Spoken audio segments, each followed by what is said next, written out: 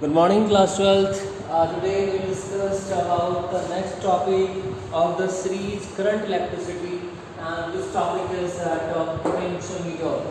So आप यहाँ जानना चाहेंगे कि सर पोटेंशियोमीटर का यूज है, हम इसे यूज क्यों करते हैं, पोटेंशियोमीटर की क्या रिक्वायरमेंट आई, क्यों आप इसे पढ़ा रहे हैं. तो सबसे पहले थोड़ा इनिशियल कंडीशन समझ लेते हैं कि पोटेंशियोमीटर आप क्यों पढ़ने वाले हैं यहाँ पर. तो बच्चों फॉर एग्जाम्पल ये सर्किट है आपके पास रेजिस्टेंस और इसके यहाँ पर पैरेलल में वोल्टमीटर आपने लगाया है. यहाँ से एक बैटरी सेल आपने लगा दिया और सर्किट को कंप्लीट. यहाँ से सपोज करंट आया 10 एम्पीयर फॉर एग्जाम्पल. आपसे क्वेश्चन पूछा गया, यार बच्चों ध्यान से समझिएगा, ये टॉपिक बहुत ज़्यादा इम्पोर्टेंट है. इन दोनों एंड का पोटेंशियल डिफरेंस निकालना है. प्लीज अब देखिए जब यहाँ से 10 एम्पीयर करंट यहाँ पहुँचेगा, जंक्शन पॉइंट आ गया, कुछ ना कुछ करंट तो ऊपर भी जाएगा इसको ऑपरेट करने के लिए, और यहाँ पर आ गया 9 एम्पीयर. तो जब आप इसका पोटेंशियल ड्रॉप निकालेंगे तो 9 इंटू आर आ गया, जबकि करंट 10 आया है, 10 इंटू आर आना चाहिए था. तो आपको यहाँ पर वोल्टमीटर कभी भी आपको एग्जैक्ट रीडिंग नहीं बताता, थोड़ा कम बताता है. वोल्टमीटर कभी भी आपको एक्यूरेट पोटेंशियल डिफरेंस नहीं बताता. तो इसके लिए हम पोटेंशियोमीटर यूज करते हैं पोटेंशियल ये हम निकालने के लिए और इंटरनल रेजिस्टेंस. तो पोटेंशियोमीटर बिल्कुल आपको बिल्कुल एक्यूरेट ईएमएफ बताएगा, एक्यूरेट पोटेंशियल डिफरेंस बताएगा, कोई भी करंट एक्सटेंड नहीं लेगा, नल डिफ्लेक्शन में बताएगा. सो ये पोटेंशियोमीटर है. सो फाइनली पोटेंशियोमीटर हुआ क्या. आप कहेंगे सर पोटेंशियोमीटर एक ऐसी डिवाइस है जो हमें एक्यूरेट किसी भी सेल का ईएमएफ बताएगा और साथ में सर उस सेल का इंटरनल रेजिस्टेंस भी एक्यूरेटली बता देता है. ईएमएफ और रेजिस्टेंस दोनों आप निकालेंगे यहाँ पर सर. सो पोटेंशियोमीटर अभी मैं आपको दिखा सकता हूँ, शायद यहाँ पर रखा होगा फिजिक्स लैब में पोटेंशियोमीटर. पहले मैं डायग्राम बना दूँ.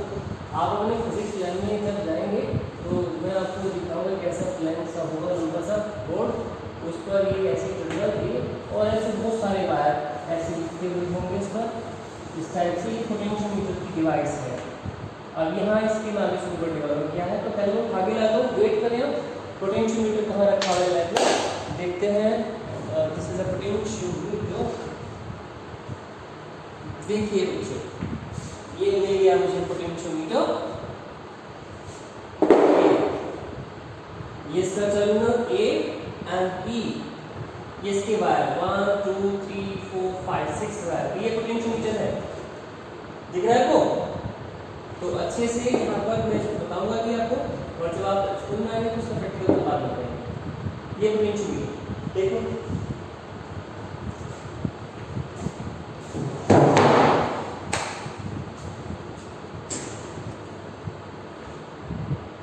सो फाइनली पोटेंशियोमीटर क्या है?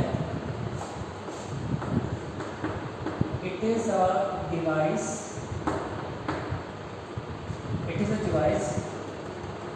used to measure unknown EMF or internal resistance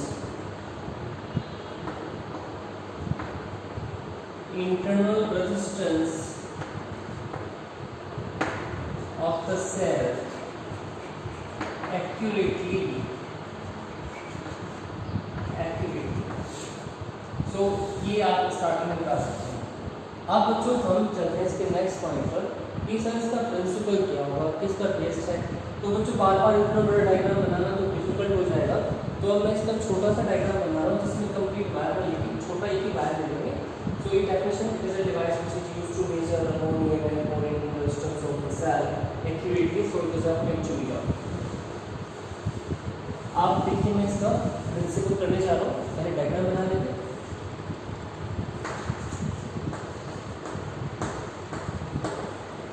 Principle of a potentiometer. Principle of potentiometer. यहाँ पर ये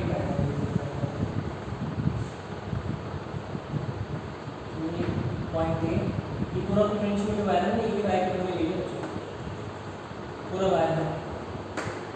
ये सिंपल बात जिससे आप मेंशन करते हैं। सबसे पहले इसमें ड्राइविंग सेल लगाते हैं,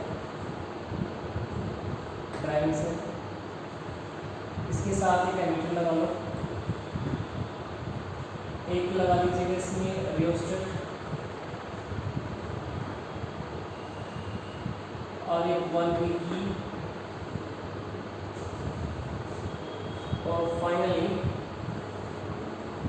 इसको यहाँ पर ऐसे कनेक्ट कर दो। ये पोटेंशियल मीटर वायर पूरा यहाँ से आ सकता है, ये 2 मीटर, 3 मीटर, 4 मीटर, 5 मीटर से 7, 8 कितना भी ले सकते हैं, जितना बड़ा लेंगे उतना अच्छा रिजल्ट आपको मिलेगा। सो इसका नाम मैंने क्या बोला, ड्राइविंग सेल, एमीटर, ये एक्सटर्नल रेजिस्टेंस आप यूज कर रहे हैं, 1 वे की लगा दिया। सो इस सर्किट का हम एक नाम रख देते हैं, this is a primary circuit. ये इनिशियल सर्किट आप सब बच्चों को आना चाहिए, देख लीजिए ध्यान से कैसे बनाए। प्राइमरी सर्किट, पोटेंशियोमीटर वायर है, ड्राइविंग सेल है, एमीटर है, एंड एक्सटर्नल रेजिस्टेंस हो गया, रियोस्टेट की टर्म में ले लिया, एंड 1 वे की K1 लिख दीजिएगा उधर, और ये आपको फाइनल प्राइमरी सर्किट। अब हम बात करें इसका प्रिंसिपल क्या होगा। प्रिंसिपल से पहले यहाँ पर कुछ पैरामीटर्स हैं जो कांस्टेंट देने होते हैं। सबसे पहला कंडीशन, ये ड्राइविंग सेल जो यहाँ से करंट आई ऑपरेट करेगा और पूरे वायर में ऐसे स्प्रेड करा देगा, तो हमेशा याद रखिए करंट कांस्टेंट होना चाहिए, करंट पूरे वायर में कांस्टेंट ही जाना चाहिए, कम ज़्यादा। सेकेंड थिंग, ये जो वायर का मटेरियल है इसकी रेजिस्टिविटी वो यूनिफॉर्म होना चाहिए, मतलब कांस्टेंट होना चाहिए, यूनिफॉर्म कांस्टेंट। पूरा मटेरियल एक ही यूज का होना है, मतलब पूरा वायर एक ही मटेरियल का होना चाहिए, सही बात है क्या। And area of the wire, ऐसा नहीं कहीं से वायर को मोटा ले लें आप, कहीं से पतला ले लें, ऐसा बिल्कुल ना करें। इसका वायर का एरिया आपकी यूनिफॉर्म होना चाहिए, मतलब पूरी तरह से कांस्टेंट हो। ये 3 चीज़ पोटेंशियोमीटर में से कांस्टेंट है, याद रखिए आप इसको, बहुत अच्छी तरह से देख लीजिएगा क्या बताया जा रहा है। ये टॉपिक बार बार नहीं होता, बहुत इंपॉर्टेंट टॉपिक है। वैसे तो जब आप दोबारा मिलेंगे मुझे कभी ना कभी, तो ऐसे तो है नहीं कि लॉकडाउन पूरी उम्र चलता रहेगा, आपकी 12th में खराब हो जाएगी सारा, भगवान ने कुछ ना कुछ तो अच्छा सोचा होगा ना। तो ये 3 चीज़ कांस्टेंट है। आप जनरल समझते हैं क्या इसका प्रिंसिपल क्या है, क्योंकि मैं यहाँ पर फाइनली बोर्ड भी लगा और इसके सामने एक जोकी, अभी मैं जोकी ढूंढ के ला रहा हूँ, कहाँ पर है जोकी ढूंढ लेता हूँ मैं अभी, जोकी के लिए होल्ड कर लेता हूँ पहले। जोकी मिल गया बच्चों मुझे, देखिए ये जोकी होता है इस टाइप का, यहाँ पे वायर लगा देंगे और इसको ऐसे स्लाइड करना होता है वायर के ऊपर, इसे जोकी बोलते हैं। तो हम क्या करेंगे, वोल्टमीटर के साथ ही जोकी लगा देंगे और इस जोकी को वायर के ऊपर ऐसे स्लाइड करने स्टार्ट करेंगे।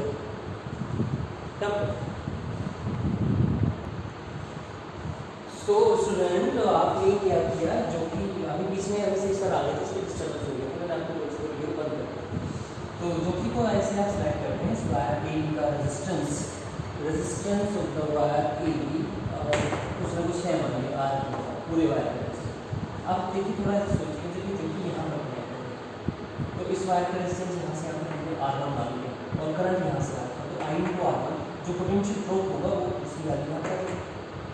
अगर मैं जोकी को यहाँ के बजाय यहाँ पर टच करूँ तो रेजिस्टेंस इंक्रीज होगा, आपको पता है रेजिस्टेंस लेंथ के डायरेक्टली प्रोपोर्शनल होता है, तो इस लेंथ का पूरा पोटेंशियल ड्रॉप, कितना पोटेंशियल ड्रॉप हुआ वो यहाँ पर आ जाएगा। तो जैसे जैसे आप लेंथ इंक्रीज करते जा रहे हैं, बात की लेंथ इंक्रीज कर रहे हैं, पोटेंशियल ड्रॉप इंक्रीज होता जा रहा है, ठीक। तो यहीं से हमने इसका प्रिंसिपल बना दिया कि अगर आप इसको यहाँ पे लगाते हैं तो कम पोटेंशियल आएगा, यहाँ पे ज़्यादा आएगा, यहाँ पे बहुत ज़्यादा होगा, अगर इसको एंटी लगा दें पूरी वायर का पोटेंशियल ड्रॉप आ जाएगा। So finally we got the result, potential drop across any length is directly proportional to that length. This is a principle of potentiometer, basic principle of potentiometer. ये basic principle है potentiometer का। So potentiometer is directly proportional to the length of the wire. Potential drop across any length is directly proportional to that length. Suppose ये length यहाँ तक का L है और ये potential length पे depend करेगा। So ये principle होगा, ठीक है। अब हम इसका प्रूफ करते हैं कि इसका प्रूफ कैसे होगा, proof of principle of potentiometer.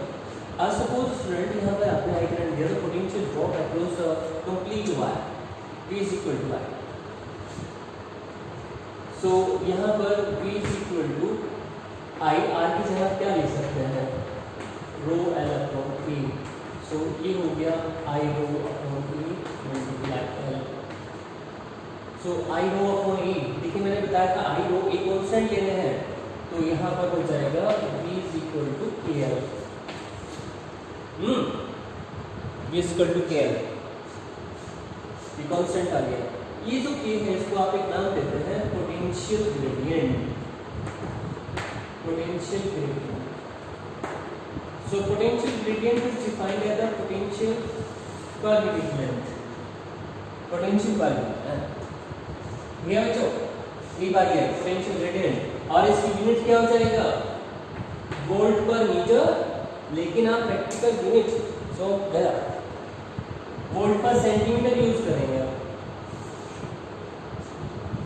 देखिए ये सब पहले सेंटेंस लिखिएगा, apply the Ohm's according to Ohm's law potential drop across the full wire of AB then V is equal to IR। AB लिख दीजिएगा, रो L की टर्म लिख दीजिए, सो कर। अब इस पोटेंशियल ग्रेडियंट का मतलब क्या है, देखिए बच्चों अगर मान लिया इस वायर की पूरी लेंथ 100 सेंटीमीटर यहाँ से, और पूरे वायर का पोटेंशियल ड्रॉप हमने चेक कर लिया मान लो 10 वोल्ट। सो पोटेंशियल ग्रेडियंट हो गया 10 अपॉन 100, तो 0.1 वोल्ट पर सेंटीमीटर। अब इसका मतलब ये है कि अगर मैं यहाँ पर 1 सेंटीमीटर की कंडीशन रखूँगा, ये 1 सेंटीमीटर, और इसके अक्रॉस मैं वोल्टमीटर लगा दूँ, तो इसकी वैल्यू 0.1 वोल्ट की आएगी। तो every centimetre has same potential difference, every centimetre, ये नहीं कि यहाँ वाले सेंटीमीटर का 0.2 और यहाँ वाले का 0.1 हो, सबका इक्वल होगा। पोटेंशियल ग्रेडियंट रहता है K is equal to V by, right. तो यहाँ से इसका बेसिक प्रिंसिपल आप सीख लीजिएगा, प्रैक्टिस कीजिएगा, then we discuss. Next most important topic of potentiometer, comparison of levels of two primary cell and potentiometer. आपके पास दो अननोन सेल होंगे, उन दोनों अननोन सेल को आपको खुद ही प्रिपेयर करना है फिजिक्स लैब में अपने आपके, और उनका EMF कितना, मतलब पोटेंशियल कितना है, कितने वोल्ट के हैं, वो आपको कैलकुलेट करना है, निकालना है इसी। तो उसको वैसे तो प्रैक्टिकली सीख पाएंगे आप, अभी शायद दिखाई नहीं देंगे, वरना मैं भी दिखाता हूँ, मैंने उसको अनबाउंड करके रखा हुआ है कहीं पे। सो पहले इसका डायग्राम बना लेते हैं, कैसे डायग्राम होगा। प्राइमरी सर्किट सेम ऐसे बनेगा, पहले बन लेंगे आप प्राइमरी सेल की डायमीटर, और मैं डिस्टेंस को सिंपल ऐसे लेंगे R, यहाँ पर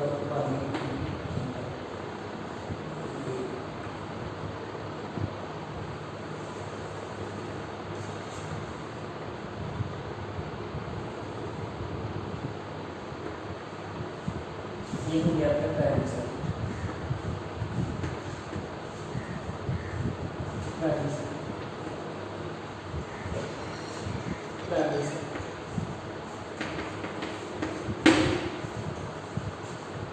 Now we connect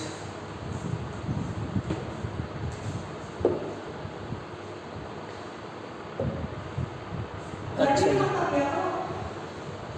तो बच्चों ये हो गया आपका प्राइमरी सर्किट। अब यहाँ पर क्या करना है आपको, दो साइड ऐसे करिए,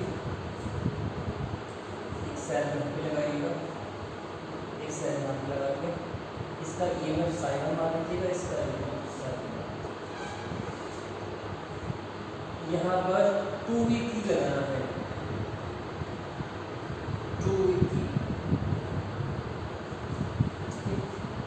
और इसके सामने क्या लगाएंगे,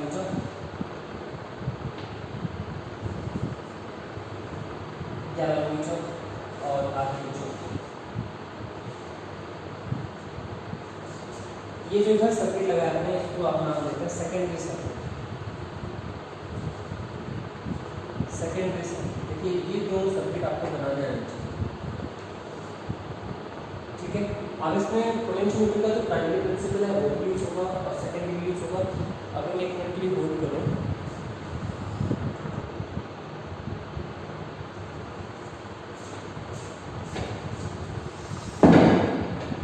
तो ये आपका comparison of EMF two primary cell का डायग्राम हो गया बच्चों। एंड देन इसमें प्रिंसिपल और लगेगा जो आपकी ग्रुप में गिवन कंडीशन में है वो नहीं गिवन है। आप यहाँ पे दो सेल ले लीजिए, ये प्रिंसिपल है इसमें जो अभी अप्लाई होगा। इन दोनों की अलग से मतलब कोई भी सेल लीजिए और यहाँ पर एक कैलकुलेटर लगा। फर्स्ट कंडीशन बच्चों, अगर इस सेल का ईएमएफ इससे ज़्यादा है तो साइड माइनस साइड पर भी करंट ऐसे फ्लो होगा, कैलकुलेशन में डिफ्लेक्शन है। If side is greater than side 1, so current की डायरेक्शन जो है कैलकुलेटर में डिफ्लेक्शन आ गई। If side 1 is equal to side 2, दोनों साइड की ईएमएफ इक्वल है, so there will be no deflection in the calculator. तो ये प्रिंसिपल में हम यूज करूँगा और एक ही प्रिंसिपल तो लगेगा, basic principle to be directly proportional to length. चलिए देखते हैं ये क्या कंडीशन होगा। मैं इसका एग्जांपल सेट करता हूँ। सपोज मान लिया आपने यहाँ वोल्टमीटर वाला चेक कर लिया, इतनी लेंथ का पोटेंशियल यहाँ से आता है तो 1 वोल्ट है। अगर यहाँ वोल्टमीटर लगाते हैं 1 वोल्ट, यहाँ से आता है तो 2 वोल्ट, ये 3 वोल्ट, 4 5 6 और यहाँ तक का 10 वोल्ट है। पूरे वायर का पोटेंशियल आप वोल्टमीटर यहाँ पे लगाते हैं, ठीक है बच्चों। तो अब हम क्या करते हैं, इसका ये सपोज हमें पता है कन्फर्म है साइड 1 सपोज ये 3 वोल्ट का है, हमने जो इसे पता कर लिया, एग्जाम में दिया हुआ है, पता कर लिया 3 वोल्ट का है। तो जब आपने जो भी को यहाँ से उठाकर यहाँ पर लगाया, देखिए यहाँ पर लगा, तो उस कंडीशन में इस वायर का तो कोई पोटेंशियल नहीं आएगा, सो इस सेल का ईएमएफ ज़्यादा होगा तो रिफ्लेक्शन एक साइड में आएगा। और अगर आप इसको यहाँ पे लगाते हो तो पूरे वायर का पोटेंशियल ड्रॉप ज़्यादा होगा, सेल कम हो जाएगा, जैसे वहाँ पर आप पढ़ रहे थे, तो रिफ्लेक्शन दूसरी साइड में।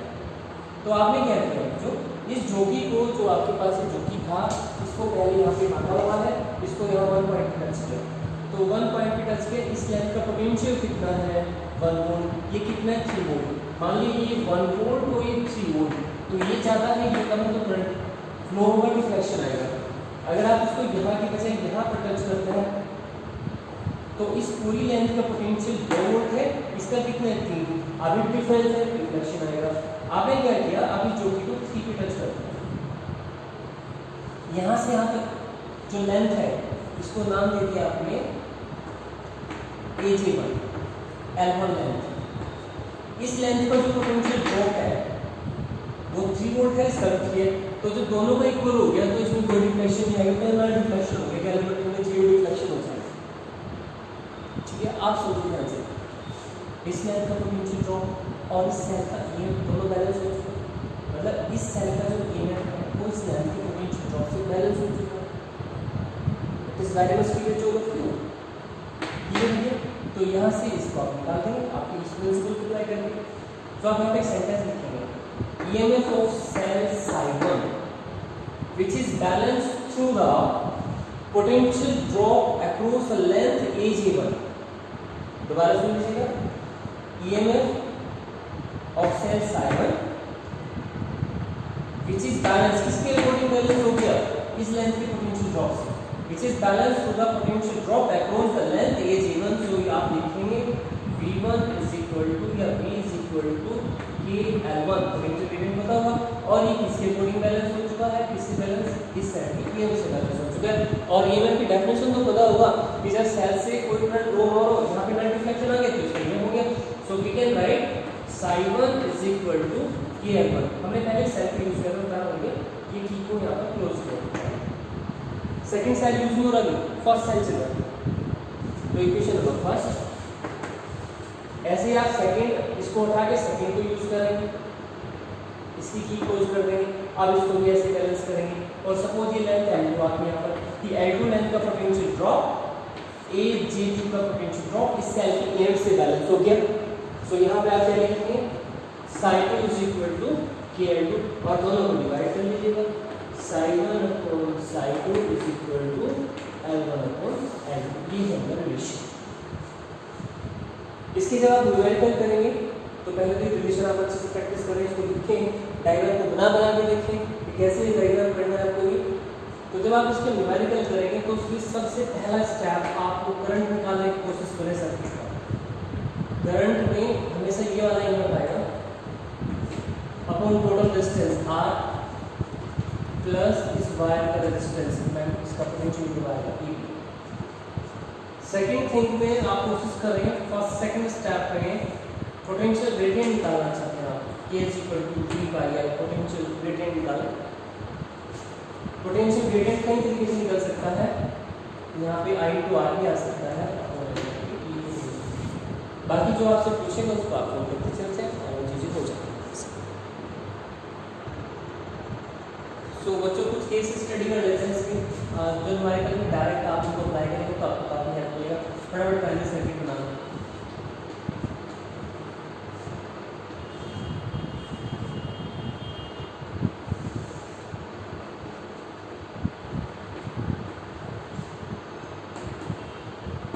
आपको ऐसे कहा जाएगा कि दो सेल लगेंगे इस टाइप से और इनकी सेम पोलैरिटी के साथ कनेक्ट है, इसका A1 साइबर है और इसका साइबर, और इसकी बैलेंसिंग लेंथ यहाँ पर आ गई L1 लेंथ पे, ऐसे दो सेल लगे होंगे, मतलब इन दोनों का जो नेट ईएमएफ है वो इतनी लेंथ के पोटेंशियल से बैलेंस हो गया, गैल्वेनिक रिफ्लेक्शन है। तो जब सेम पोलैरिटी कनेक्ट हो तो उस कंडीशन में आप लिखेंगे जो भी बड़ा हो उसको पहले लिखेंगे cyber minus cyber is equal to KI। देख लीजिएगा न्यूमेरिकल है, तो अच्छे से करेंगे, न्यूमेरिकल साल आएगा। सेकंड कंडीशन एक ये हो गया, तो इसमें ऐड कर लें, स्क्रीनशॉट ले लिए करो यहाँ पर। उसके बाद अगर यहाँ पर अपोजिट पोलैरिटी आ जाए ऐसे, तो यहाँ पर बैलेंसिंग लेंथ सपोज ये आ गई, L2 लेंथ आ गई, तो उस कंडीशन में आप लिखेंगे साइ1 प्लस साइ2 प्लस करके लिखिए मुझे। इस टाइप के 3-4 न्यूमेरिकल हैं जो आपको सोल्व करना है, उनमें साइ1 साइ2 भी पूछा है, आप उन्हें देख लीजिए यहाँ पर, ठीक है। तो एक तो ये सिचुएशन है आपका। अभी मैं आपको एक न्यूमेरिकल बता रहा हूँ, उसको आप सोल्व कर लीजिएगा, बुक में से ही बता रहा हूँ आपको कुछ न्यूमेरिकल।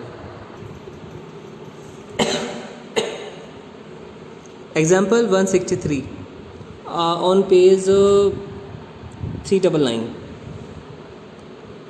आप देख रहे हैं प्राइमरी सर्किट बना हुआ है, दो सेल लगे हैं साइ1 साइ2, इसमें सिमिलर पोलैरिटी है, बैलेंसिंग लेंथ 120 आया है, तो psi minus psi is equal to K120, ये देखिए ये लिख दिया आपने। और यहाँ पर अपोजिट पोलैरिटी है, बैलेंसिंग लेंथ बढ़ जाएगा क्योंकि जब EMF ऐड हो गया तो बैलेंस यहाँ से यहाँ तक का पोटेंशियल ज़्यादा लेना होगा, तो ये सेकंड इक्वेशन बन के दोनों को सोल्व करके साइ1 साइ2 निकालने हैं।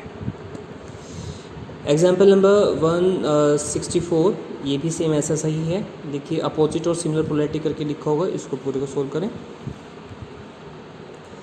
क्वेश्चन नंबर 165, बढ़िया बात कही है इसने कहा है कि एक 10 मीटर लंबा वायर है, मतलब 1000 सेंटीमीटर का है, 480 लगा हुआ है, 5 वोल्ट का ये है, और इस वायर का रेजिस्टेंस भी दे रखा पूरे का AB का 20 है, तो टोटल रेजिस्टेंस कितना हो पूरे सर्किट का 480 + 20 500 हो गया। तो करंट निकाल लो पहले, यहाँ से करंट निकल जाएगा। तो उसके बाद इसने कहा बैलेंसिंग लेंथ 600 सेंटीमीटर, मतलब इस सेल का जो EMF है वो 600 सेंटीमीटर लेंथ के पोटेंशियल ड्रॉप से बैलेंस हो गया, तो साइज इक्वल टू KL1 करके आगे, यहाँ से K निकाल लो पहले, और जब K निकल जाएगा फिर जो इसका EMF ईजिली आपको कंफर्म हो जाएगा। तो ये क्वेश्चन है। एक इसमें बच्चों न्यूमेरिकल नंबर 166 करना है, 167 करना है, 168, 169 और बाकी अनसोल्व न्यूमेरिकल हैं जो आपको सोल्व करने हैं। अनसोल्व न्यूमेरिकल देख लीजिएगा, 3 तो इधर ही पेज पर हैं, बाकी इधर हैं 4 5 6 7 8 9 10 13 14 15 तक हैं, टोटल 15 न्यूमेरिकल हैं। एक बार इस टॉपिक को स्ट्रॉन्ग कर लीजिएगा, बाकी चीज़ें तो आसान हो जाएंगी। ये टॉपिक इस लेसन का सबसे टिपिकल टॉपिक रहता है, तो इसकी आप अच्छे से प्रैक्टिस करें।